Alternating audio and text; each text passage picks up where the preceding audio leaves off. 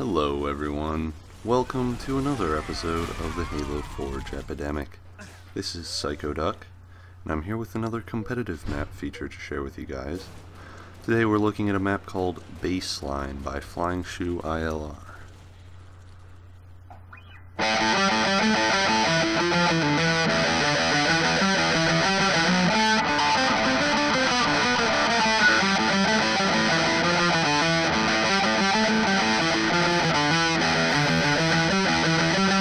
Oh, base, it's that baseline, not, yeah, it's okay, because I was playing the guitar there anyways. If you guys don't recognize the song, that's Hysteria by Muse, a pretty famous baseline. But anyways, this is a, what you would call a squad type of map, I suppose. Not quite big team. Designed for about 10 to 14 players, with 12 being the sweet spot. And this map is a great map to play territories or one flag CTF on. It's a largely symmetrical map in a lot of ways, but it is asymmetrical by design. It's just got a lot of symmetrical parts, which is kind of interesting, and just gives it kind of a cool, unique feel. And the premise for the map is that it is this kind of relay station that's built under, well, not underground, but kind of in this, almost like a sinkhole or something, built in this compound that's walled off underground. So, you know, you can see like the rocks around the top edge of it, and, you know, that sort of thing. And the map is, as you'll kind of notice, basically a big circle. It's kind of a simple design in a lot of ways, but it has a lot of complexities as well, which really just make it a lot of fun, very interesting map. Simple, but very interesting and elegant in a lot of ways. You kind of have this central area that we're in right now, which the Spartan laser spawns in the very center, and then out around it is just this ring with essentially 3 main buildings and a couple of other connecting structures that just, you know, it's a circle, but it's a very interesting one.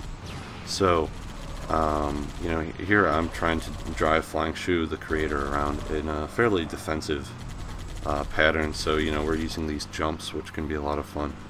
And there you can see the neutral ghost. But yeah, we're using these jumps to kind of stay out of line of sight of the attacker's base, because we don't want to get shot from there so much. And of course the enemy warthog is a problem as well. Something you'll definitely want to do on this map is to rush for the Spartan laser in the center as soon as possible every game, because if you can control that and take out the enemy warthog, then your warthog can really do a lot of damage, which is pretty much what we're doing here. And you know, of course that's partially just because Flying Shoe and I are so awesome, but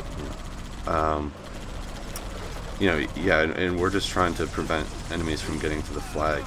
One comment Shoe got on this map a while ago, which really cracked me up, was that infantry never venture into the center, that there's no reason for them to do that on this map, which is just so false. The person who said it isn't the most knowledgeable person in the world, but it just really cracked me up because, you know, as you've already seen in this video, people do venture into the center a lot, especially in territories where there is a territory in the dead center of the map. But, you know, yeah, if you're on foot, obviously the center is going to be dangerous, but it's also the quickest route through the map, and it's where the central power weapon is. There's definitely a lot of incentive to go through there, even if, you know, smarter players who really want to stay alive may stick to the outside a little bit more. And here I am, basically where I spawned was right next to the sniper rifle spawn, which, you know, I'll be using that in the future. I was checking for that right off spawn. And then there are 2 shotguns, like the one I just picked up, and I'm basically just pushing towards the defender's base to pick up the flag. And, you know, the one flag CTF is a lot of fun on here. You get some cool pulls, and it's kind of interesting because depending on where you take the flag, if you take it directly through the center of the map, you know, yes, it's quicker, but you'll have enemies spawning on either side of you, Whereas if you take it along one side, yes, you have to walk further, but you know, it'll kind of push all the enemies to spawn on the opposite side of the circle, which you know, will save you some trouble, hopefully. So that's what we're trying to do here, is take it around the outside. Although unfortunately, we ended up dropping it in a fairly open location, which was kind of a mistake.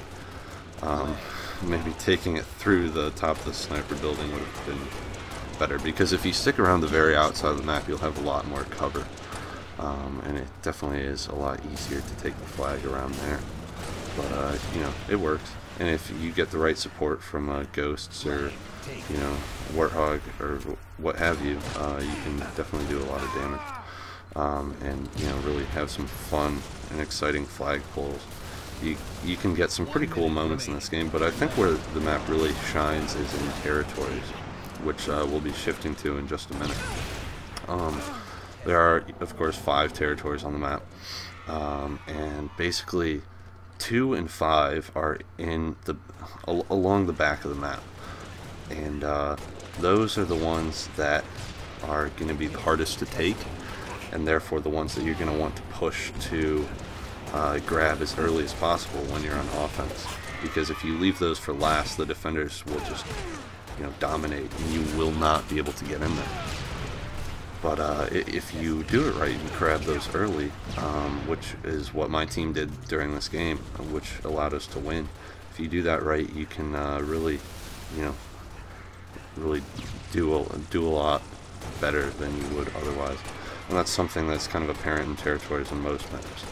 So on defense, we were kind of, you know, we weren't too worried about 4, which is that locked territory up ahead of me, or you know, 1, or even 3 to too much of an extent. 3 is in the dead center of the map. You know, we were just trying to hold 2 and 5 because we knew if we could hold those, we could win. So that's what we tried to do, and I ended up getting a killing frenzy here, which is fairly rare for me. We probably haven't had a killing frenzy in a video since you know, since one of Naked Eli's games.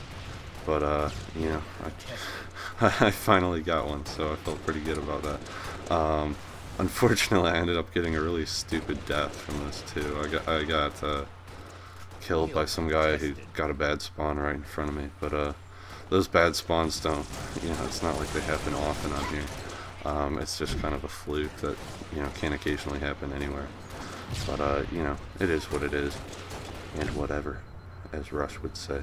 But it's just a really fantastic map to play territories on. Obviously, I'm playing pretty defensively here, really trying not to die because I knew I was doing well. But, you know, I was just happy about that. But it's really cool. You just get this dynamic as far as, you know, being on around the circle and then being able to go through the circle, and it's just very interesting. It's something you know, I thought of a while ago. You know, I was like, well, as far as vehicle circuits, you know, a circle makes sense, but I was like, do I really want to do a circle? It would be too simple and not exciting enough. But I think this map kind of proves that the circle is in fact quite a bit of fun, and you know, pretty awesome. So, you know, it's a good one, and this is a lot of fun to play for you know, any number of people. But anyways, guys, I hope you've enjoyed this video. I hope you enjoyed the map, and I hope you enjoyed my guitar playing at the beginning. You know, this is, again, just a great map for some objective gameplay, and of course you can play Slayer on here as well if you want. But yeah, I think the theme of this map's really cool. It's just in general a very fun one. So I hope you guys have enjoyed watching this, and I will see you guys around. Stay tuned for that awesome map that Oakley and I were working on. This has been Psychoduck with Halo Forge Epidemic, signing out.